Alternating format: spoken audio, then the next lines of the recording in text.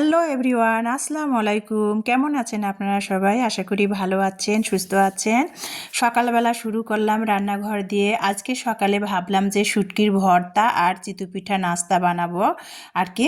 তো শুটকি ভর্তা আর চিতু পিঠা নাস্তা খাবো শীতের সকাল, শীতের সকাল মানে এখন শীতকাল পড়ে গেছে। শুটকির ভর্তা বা বিভিন্ন রকমের চাটনি দিয়ে যদি শীতের সকালে যদি চিতু পিঠা নাস্তা খাওয়া যায় তাহলে কেমন হয় বলেন তো? তাতে কিন্তু মন্দ হয় না। তো শুটকির ভর্তাটা বানানোর জন্য আমি আমার স্টাইলে কীভাবে বানাচ্ছি সেটাই। প্রথমে কিন্তু রসুন, পেঁয়াজ আর কাঁচামরিচ সরিষার তেল দিয়ে আমি ভেজে নিয়েছি। তারপরে কিন্তু আমি শুটকিটা গরম পানি দিয়ে ধুয়ে আধা কাপ পরিমাণ পানি দিয়ে 1 চিমটি হলুদ দিয়ে শুটকিটা আমি সিদ্ধ করে নিয়েছি। তার সাথে একটু ধনিয়া পাতা কুচি করে কেটে দিয়ে আবারও শুটকিটার সাথে ভালো করে টেলিয়ে নিলাম একটুখানি তেল দিয়ে। টেলিয়ে নিয়ে তারপরে লবণ দিয়ে মাটির বাটনাতে দেখেন কিভাবে আমি আমার স্টাইলে শুটকি ভর্তাটা বানালাম। শিলপাটাতে কিন্তু আমার ফ্যামিলিতে শুটকি ভর্তা বানালে কেউ পছন্দ করে না, সেটা বেশি নাকি ল্যাটকা নরম হয়। মাটির বাটনার শুটকির ভর্তাটা আমার ফ্যামিলিতে সবাই পছন্দ করে, সেই জন্য আমি মাটির বাটনাতে শুটকি ভর্তাটা বানিয়ে নিলাম। তারপরে দেখেন আমি কিন্তু অফ ক্যামেরাতে রাতের বেলায় 500 গ্রাম চাল ভিজিয়ে রেখেছিলাম, আতপ চাল। সেটা কিন্তু আমি ভালো করে ধুয়ে ব্লেন্ড করে নিয়েছি, মানে পরিমাণ মতো একটু পানি দিয়ে। শুকনো আতপ চাল তো আর ব্লেন্ডারে ব্লেন্ড হবে না, সামান্য একটু করে 2 টেবিল চামচ পরিমাণ পানি দিয়ে আতপ চালটা আমি ব্লেন্ড করে নিয়েছি। আর তার সাথে কিন্তু আমি ভাত আর কি রান্না করা ভাত 1 কাপ পরিমাণ আমি দিয়ে দিয়েছিলাম।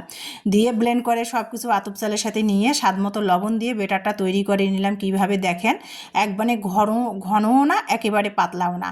তো দেখেন তারপরে চিতু পিঠাটা লোহার একটা ছোট্ট কড়াই চুলার মধ্যে দিয়ে তারপরে আমি কড়াইটা গরম করে নিলাম। আর একটা পরিষ্কার তেনার মধ্যে আমি ছোট্ট একটা তেনার টুকরার মধ্যে সরিষার তেল দিয়ে কড়াইটা ভালো করে কিন্তু মুছিয়ে নিয়েছি। কড়াইটা এজন্যই মুছিয়ে নিয়েছি যাতে যেন মানে পিঠাটা আর কি পুড়ে না যায় বা কালো না হয়। অনেক সময় দেখা যায় চিতু পিঠা বানালে পিছনটা চিতু পিঠার কালো হয়ে যায়, দেখতে কিন্তু কেমন জানি একটা লাগে, সেজন্য আর কি। তো তারপরে দেখেন একটা প্রথম স্টেপে পিঠাটা হয়ে গেল আমার। কিভাবে দেখেন প্রথম পিঠাটাই দেখেন মাশাল্লাহ কত সুন্দর হয়েছে। অনেক সময় দেখা যায় প্রথম পিঠাটা সবাইরই একটু খারাপ হয়, তো আমার দেখেন মাশাল্লাহ প্রথম পিঠাটাই অসাধারণ হয়েছে। তারপরে নেক্সট দ্বিতীয়বার দিলাম চিতু পিঠা। আর এই যে দেখেন মাটির একটা ঢাকনা দিয়েছি, দিয়ে আর কি লোহার কড়াইতে গ্যাসের চুলায় আমি কিভাবে আমার স্টাইলে চিতই পিঠা সকালের নাস্তা বানাচ্ছি সেটাই আর কি। তো দেখেন প্রথম স্টেপের পিঠাটাই কিন্তু অনেক সুন্দর হয়েছে, তারপরে দ্বিতীয় স্টেপের পিঠাটা বানিয়ে নিলাম।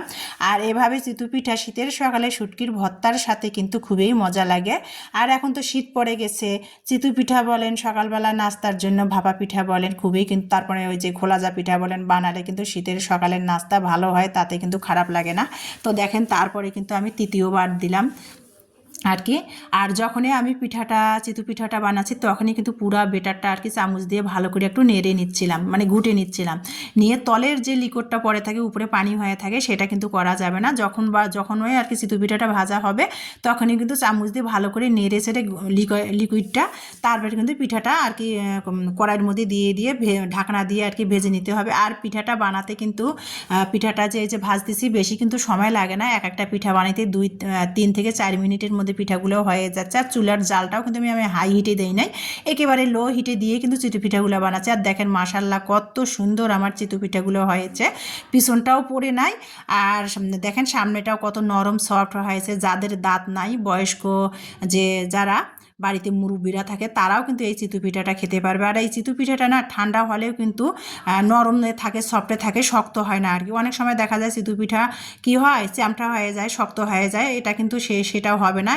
এজন্যই হবে না, সিদ্ধ ভাত দেওয়ার কারণে পিঠাটা অনেক নরম সফট হয়েছে। আর দেখেন পিঠাটা কত সুন্দর, আপনাদের একটা ছিঁড়ে দেখাচ্ছি, অনেক সুন্দর হয়েছে। আর অনেক সুন্দর পিঠাটার মধ্যে মানে মোটা মোটা একটা লেয়ার আর কি পড়েছে।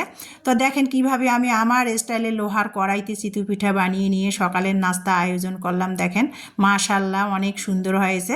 তো এখন খাওয়ার পালা, চিতু পিঠা আর শুটকির ভর্তা সকালের নাস্তা বন্ধুরা। তো বন্ধুরা আমার ভিডিওটি ভালো লাগলে প্লিজ কমেন্ট করবেন কে কোথা থেকে ভিডিওটা দেখতেছেন। আর আমার ভিডিওটা দেখার জন্য সবাইকে অসংখ্য অসংখ্য ধন্যবাদ। তো সকালের নাস্তা চিতু পিঠা শুটকির ভর্তা বন্ধুরা খেতে খেতে আপনাদের মাঝ থেকে বিদায় নেব। সবাইকে আবারও ধন্যবাদ ভিডিওটি দেখার জন্য। আল্লাহ।